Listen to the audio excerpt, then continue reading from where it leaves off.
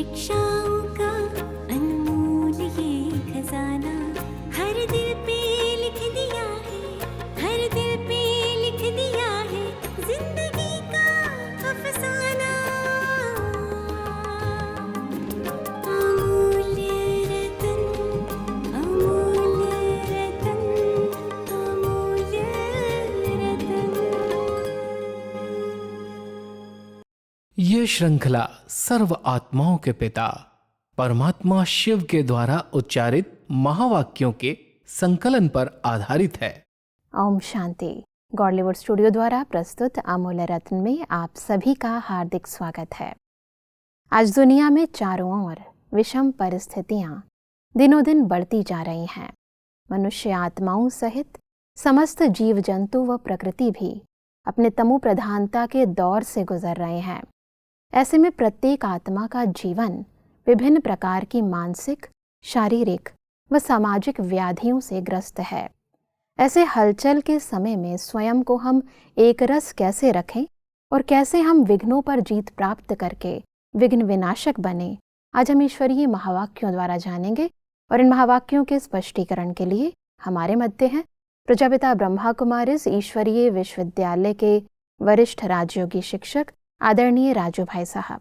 सब आपका आज के एपिसोड में बहुत बहुत स्वागत है। शांति। सब आज हम बात करेंगे 18 जनवरी 1994 के महावाक्यों पर, जिसका टॉपिक है फल की इच्छा छोड़, रहम दिल बन, शुभ भावना का बीज डालते चलो। परमात्मा कहते हैं कि परमात्मा द्वारा सर्व बच्चों को इस संगम युग पर विशेष कौन सा खजाना मिला हुआ है। खजाने तो बहुत हैं, लेकिन विशेष खजाना खुशी का खजाना है। तो खुशी का खजाना कितना श्रेष्ठ मिला है, तो यह सदा साथ रहता है या कभी किनारे भी हो जाता है। जब अनगिनत मिलता है तो हर समय खजाने को कार्य में लगाना चाहिए ना। लोग किनारे इसलिए रखते हैं कि आए वेल में काम आ जाएगा, लेकिन आपके पास तो अथाह है। इस जन्म की तो बात छोड़ो, लेकिन अनेक जन्म यह खुशी का खजाना साथ रहेगा। अनगिनत है तो यूज़ करो ना।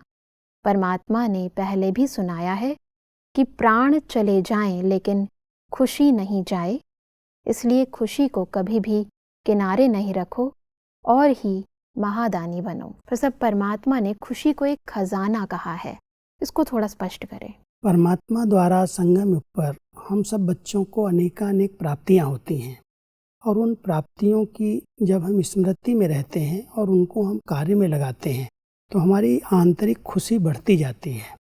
और वो खुशी एक खजाने के रूप में है, क्योंकि कोई भी खजाना अगर आत्मा खुशी का उसमें अनुभव न करे तो उसके लिए खजाना कोई काम का ही नहीं। जी। परमात्मा यहाँ कह रहे हैं कि खुशी ही आपका एक खजाना बन गई। संगम युग पर जितना सर्व प्राप्तियों से संपन्न आत्मा है उतना वो खुश नसीब है और खुशी में रहती है। तो परमात्मा कह रहे हैं इस समय की खुशी सारे कल्प में साथ रहती है, और जितना आप इस खुशी का दान करते हो, दूसरों को देते हो, उतना आपकी ये खुशी और बढ़ती जाती है। तो इसलिए इस समय संगम युग पर हम सबको अपनी सर्व प्राप्तियों की स्मृति के आधार से अपार खुशी में रहना है। यहाँ तक परमात्मा कहते कुछ भी हो जाए, कैसी भी परिस्थिति आ जाए, शरीर भी अगर आपका चला जाए तो भी आंतरिक खुशी नहीं जानी चाहिए, क्योंकि आपको खुशी का खजाना देने वाला परमात्मा आपके साथ है। जी, इसीलिए परमात्मा कहते हैं कि अल्पकाल की खुशी प्राप्त करने के लिए लोग कितना समय व धन खर्च करते हैं, फिर भी सच्ची खुशी नहीं मिलती। तो ऐसे आवश्यकता के समय आप आत्माओं को महादानी बनना है। कैसी भी अशांत आत्मा, दुखी आत्मा हो, अगर उसको खुशी की अनुभूति करा दो तो कितनी दिल से दुआएं देंगी। क्योंकि वर्तमान समय लोग खुशी प्राप्त करने के लिए अनेक उपाय करते हैं, अनेक साधन करते हैं। कहीं न कहीं सैर पर जाएंगे, कोई क्लब में जाएंगे, कोई पिक्चर देखेंगे। आंतरिक खुशी के लिए ही अनेक प्रयास किए जा रहे हैं। फिर भी वो अल्पकाल के लिए खुशी मिलती है, थोड़े समय के लिए मिलती है, और फिर वही दुख की लहर आने लगती है, क्योंकि ये सृष्टि दुख धाम बन गई है। तो परमात्मा हम सब बच्चों को कहते हैं आपके पास जो अविनाशी खुशी का खजाना है उन आत्माओं को जो दुखी हैं, परेशान हैं, खुशी खोज रही हैं, उनको आप दान करो, उनको दो, तो आपकी खुशी और बढ़ती जाएगी और आपके द्वारा अन्य आत्माएं भी खुशी का अनुभव करेंगी। बस अब आगे बढ़ते हैं। परमात्मा कहते हैं कि कभी भी ये नहीं सोचो कि ये तो सुनने वाले नहीं हैं, ये तो चलने वाले नहीं हैं। नहीं, आप रहम दिल बनो, देते जाओ। गाया हुआ है कि भावना का फल मिलता है। तो चाहे आत्माओं में ज्ञान के प्रति, योग के प्रति शुभ भावना नहीं भी हो, लेकिन आपकी शुभ भावना उनको फल दे देती है। ऐसे नहीं सोचो कि इतना कुछ सेवा की लेकिन फल तो मिला ही नहीं। लेकिन फल एक जैसे नहीं होते। कोई सीज़न का फल होता है, कोई सदा का फल होता है। तो सीज़न का फल सीज़न पर ही फल देगा ना। तो आपने शुभ भावना का बीज डाला, अगर सीज़न का फल होगा तो सीज़न में निकलेगा ही। बस अब रहम दिल की भावना के इस बेहद स्वरूप को थोड़ा स्पष्ट करें। परमात्मा यहाँ हम सबको बहुत अच्छी बात कह रहे हैं कि जब हम किसी को ज्ञान सुनाते हैं तो सामने वाली आत्मा इंटरेस्ट नहीं लेती, वो सुनना नहीं चाहती है। फिर भी परमात्मा कहते हैं आप रहम दिल भाव के बच्चे हो, आपके अंदर इतनी शुभ भावनाएं रहनी चाहिए जो आप अपनी शुभ भावना का बीज उस आत्मा में डाल दो। कोई बीज आज फल देता है, कोई समय ले लेता है, जब सीजन आती है तब निकलता है। लेकिन अगर हमने किसी आत्मा के पास शुभ भावनाएं रखी हैं, बहुत प्यार से, स्नेह से उसको बताने का, ज्ञान सुनाने का प्रयास किया है, उसने भले उस समय उस पर ध्यान नहीं दिया है, लेकिन एक बार अगर उसमें बीज पड़ गया तो कभी न कभी वो फिर फल देगा ही, क्योंकि अविनाशी बीज है जी। ज्ञान का। जो अविनाशी बीज हम किसी आत्मा में डाल देते हैं, सुना देते हैं, भले उस समय उसका इंटरेस्ट नहीं है, कोई कारण हो सकता है, बहुत बिजी है या नहीं इंटरेस्ट लेता है। परमात्मा कहता है कोई बात नहीं, आपने तो बीज डाल दिया, आपने शुभ भावना रखी, रहम की भावना रखी, इस आत्मा का भला हो, इसका कल्याण हो, उस भावना से आपने उसको ज्ञान सुनाया। लेकिन उस समय उसने प्रतिक्रिया नहीं दी, उस समय उसका फल दिखाई नहीं दिया। जब समय आएगा तो उसको याद आएगा किसी ने मुझे ये गाइड किया था, ये सुनाया था ज्ञान। तो परमात्मा कहता है कोई बीज तुरंत फल देते हैं और कोई बीज होते हैं जो समय लेते हैं और सीजन के समय निकलते हैं। बिल्कुल, हमारा काम है कि हम शुभ भावना से बीज डालते रहें, बीज डालते रहें, ज्ञान सुना दें, उनको सही मार्ग दिखाएं। आज नहीं, कल उसको समझेंगे और जब समझ में आएगा तो फिर से उसको ग्रहण कर लेंगे। जी। परमात्मा की कहते हैं कि अगर कोई ऑपोजिशन भी करता है तो भी आपको अपने रहम की भावना छोड़नी नहीं है। और ही सोचो कि ये ऑपोजिशन या इंसल्ट, गालियाँ, ये खाद का काम करेंगी। तो खाद पड़ने से अच्छा फल निकलेगा। जितनी गालियाँ देंगे उतना आपके गुण गाएंगे। इसलिए हर आत्मा को दाता बन देते जाओ। अच्छा माने तो दे, नहीं, ये तो लेवता हो गए। लेने की इच्छा नहीं रखो कि वो अच्छा बोले, अच्छा माने तो दें, नहीं। इसको कहा जाता है दाता के बच्चे मास्टर दाता, चाहे वृत्ति द्वारा, चाहे वाइब्रेशन द्वारा, चाहे वाणी द्वारा देते जाओ। बहुत सुंदर विधि परमात्मा ने ज्ञान दान करने की सुनाई। कई बार कई आत्माएं इसका विरोध करती हैं, उस समय इंसल्ट कर देती हैं, कहती क्या तुम मुझे ज्ञान सुनाएंगे। लेकिन अगर उस समय कोई गाली देता है, कोई बेइज्जती भी करता है, सुनना नहीं चाहता है, तो भी परमात्मा कह रहे हैं ऐसी चीज़ें भी खाद का काम करेंगी। भले अभी वो इंसल्ट कर रहे हैं, अभी नहीं सुनना चाहते हैं, लेकिन समय आएगा जब वो समझ में उनके आएगा कि सत्य ज्ञान, परमात्मा का ज्ञान इन्होंने हमें सुनाया था, उस समय आपके गुणगान करेंगे।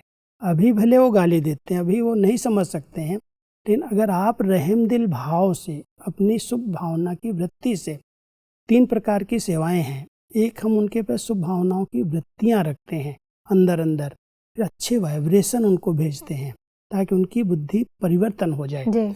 अभी उनका खान पान अशुद्ध है, संग अशुद्ध है, कई प्रकार के तामसिक, राजसिक उनकी जीवन बनी हुई है जी। उसके बीच में इतनी जल्दी ये परमात्म ज्ञान को समझ सके बुद्धि, उसमें मेहनत लगती है।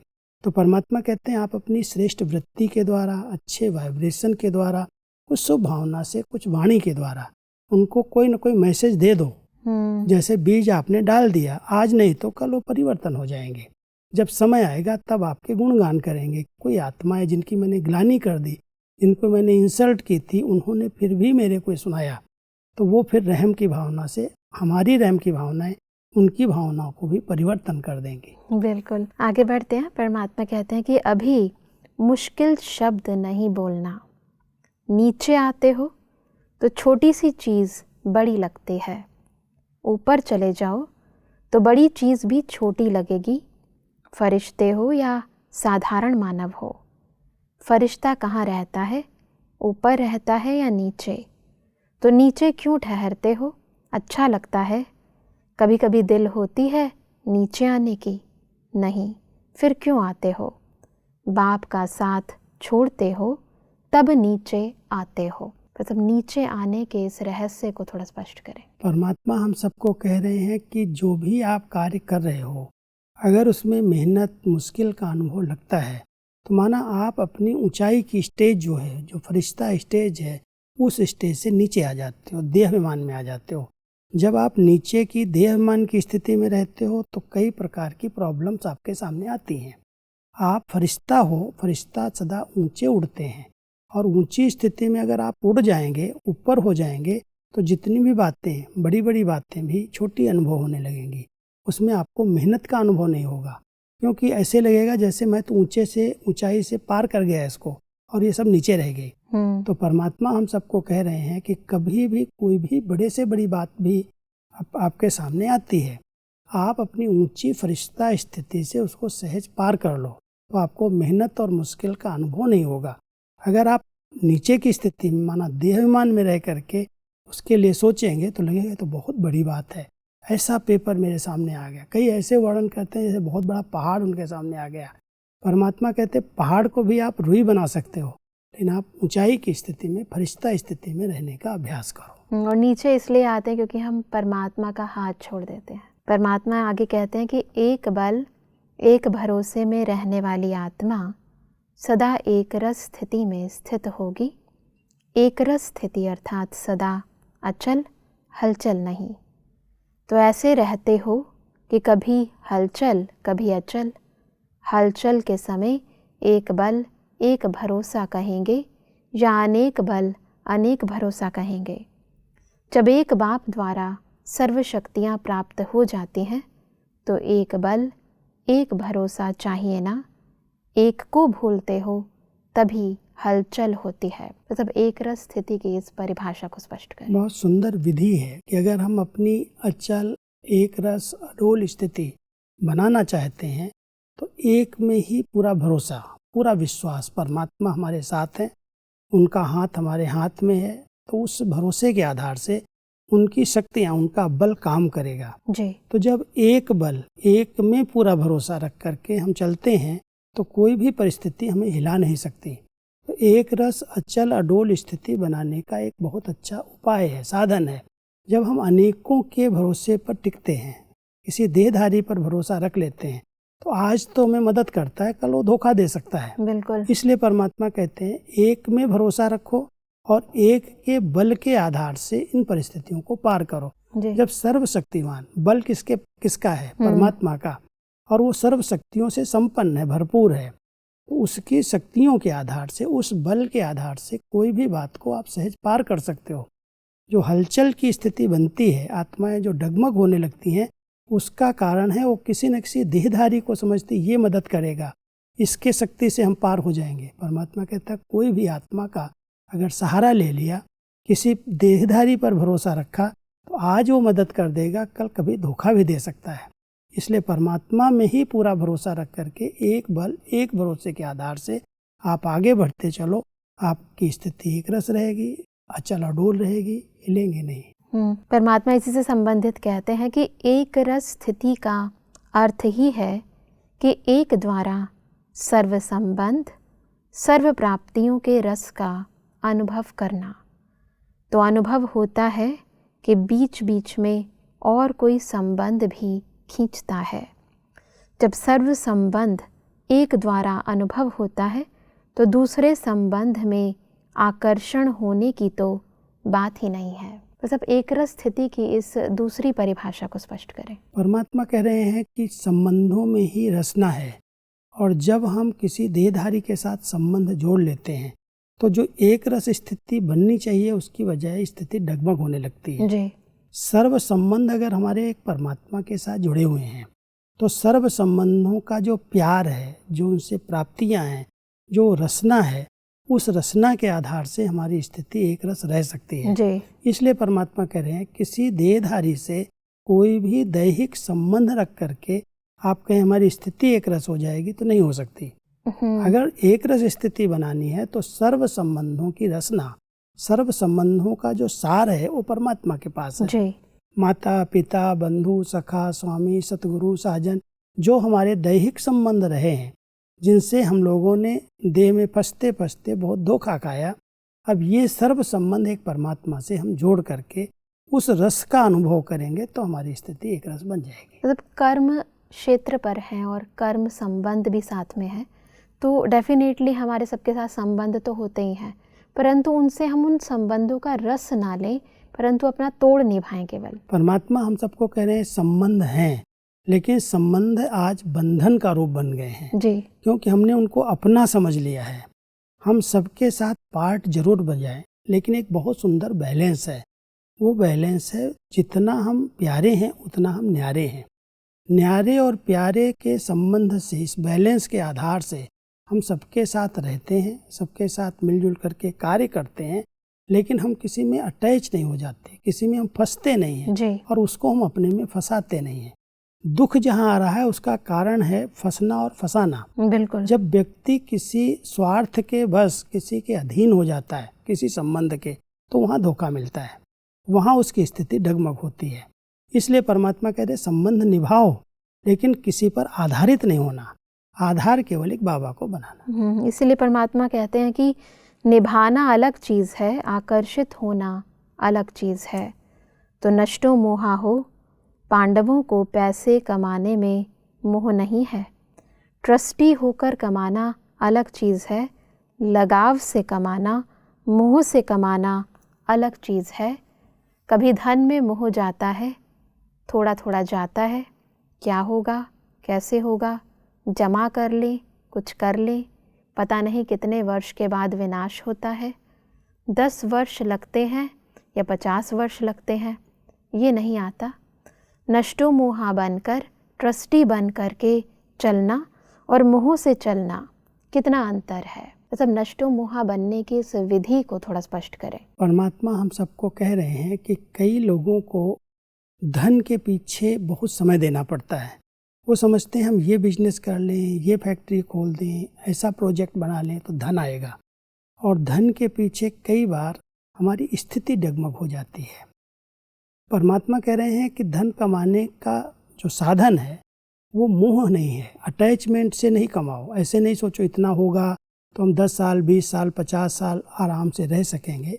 धन तो कभी भी जा सकता है, विनाशी धन है, लेकिन अगर हमारी स्थिति अच्छी है तो स्थिति अच्छी है तो जो आवश्यकताएं हैं धन की वो अपने आप पूरी हो जाएंगी जी। ज़्यादा अगर हमने मोह के कारण, लगाव के कारण पैसा पैसा करके अपनी स्थिति को बिगाड़ लिया, गलत कार्य करके हमने धन कमा भी लिया, तो हमारी स्थिति बनने की बजाय बिगड़ जाएगी।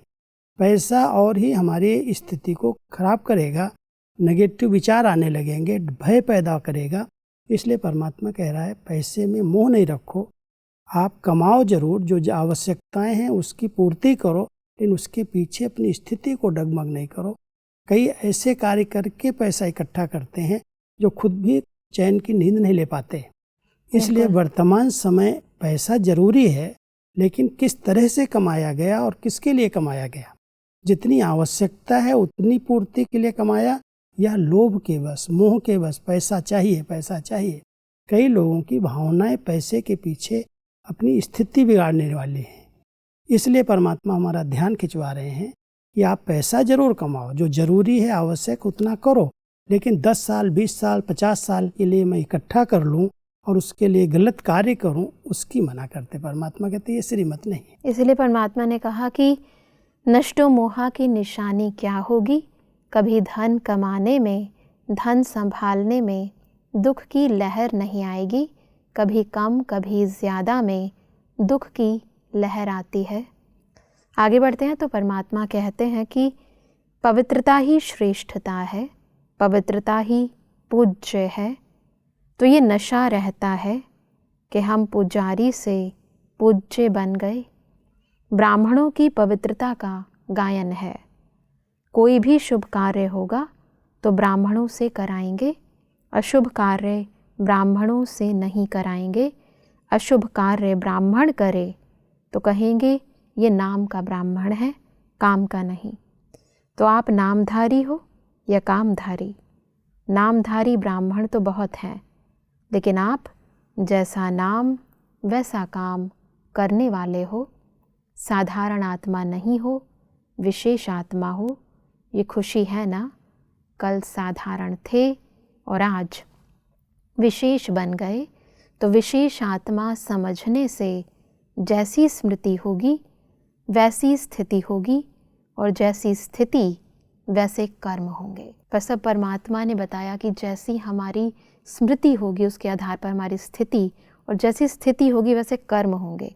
इस तीनों के साइकिल को थोड़ा स्पष्ट करें। परमात्मा हम सबको एक स्मृति दिला रहे हैं कि तुम सच्चे पक्के ब्राह्मण हो, और जब ये ब्राह्मण हो तो कोई अशुभ कार्य आप नहीं कर सकते।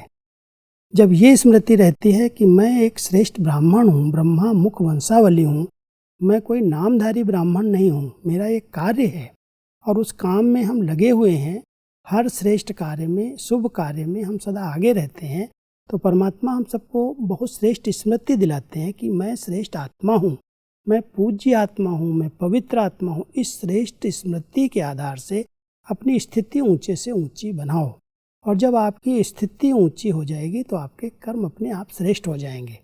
इसलिए जैसे आजकल दुनिया के अंदर हर कार्य के लिए ब्राह्मणों को बुलाते हैं, उनको समझते हैं ये ब्राह्मण शुभ हैं, अच्छे हैं, पवित्र हैं, पूज्य हैं, और उनको शुभ कार्य में आगे करते हैं। लेकिन अगर ब्राह्मण होकर के कोई अशुभ कार्य कर रहा हो तो नामधारी ब्राह्मण है, कामधारी नहीं। आप बच्चे नामधारी नहीं हो, आपका ये काम है हर शुभ कार्य में आगे आना। तो इसलिए परमात्मा हम सबको पूज्य और पवित्र स्वरूप की स्मृति दिलाते हैं। परमात्मा ने इसलिए कहा कि चाहे कर्म साधारण हो, लेकिन साधारण कर्म में भी विशेषता हो। मानो खाना बना रहे हो तो ये तो साधारण कर्म है ना, सब करते हैं, लेकिन आपका खाना बनाना और दूसरों के खाने बनाने में फ़र्क होगा ना। आपके याद का भोजन और साधारण भोजन में अंतर है, वो प्रसाद है, वो खाना है। तो विशेषता आ गई ना। याद में जो खाना खाते हो या बनाते हो तो उसको ब्रह्मा भोजन कहते हैं। तो सदा याद रखना कि पुरुषोत्तम विशेष आत्माएं बन गए तो साधारण कर्म कर नहीं सकते। साधारण को विशेष बनाने की बहुत सुंदर ये विधि है। कोई भी कर्म हम कर रहे हैं, अगर उसमें परमात्मा की याद समाई हुई है, याद में रह करके मान लो हम भोजन बना रहे हैं, तो वो परमात्मा की याद में बनाया हुआ भोजन प्रसाद बन गया। बनाते तो सभी हैं, साधारण कर्म तो है ही, लेकिन उस कर्म में परमात्मा की याद समाई है, इसलिए वो प्रसाद हो गया। वो किसी व्यक्ति के जीवन को परिवर्तन कर सकता है। इसलिए परमात्मा कहता है भोजन खा रहे हो या बना रहे हो, परमात्मा की याद में रह करके उस साधारणता को परिवर्तन कर दो। कर्म कोई भी करो, लेकिन उस कर्म को अगर विशेष बनाना है तो उसमें परमात्मा की याद समाई हुई हो। बिल्कुल भाई साहब, आज हमने अपनी स्थिति को एक रस बनाने की और अपनी कृति में विशेषता लाने की सहज विधियों को जाना। स्पष्टीकरण के लिए आपका बहुत बहुत धन्यवाद। दर्शकों, आज के महावाक्यों में परमात्मा ने कहा कि वर्तमान समय प्रमाण हमें अपने रहम दिल की भावना से महादानी बन दुखी व अशांत आत्माओं को खुशी के खजानों का दान देना है, अपकारी पर भी उपकार करना है। परमात्मा ने कहा कि एक बल एक भरोसे पर रहने वाली आत्मा सदा एक रस स्थिति का अनुभव करती है।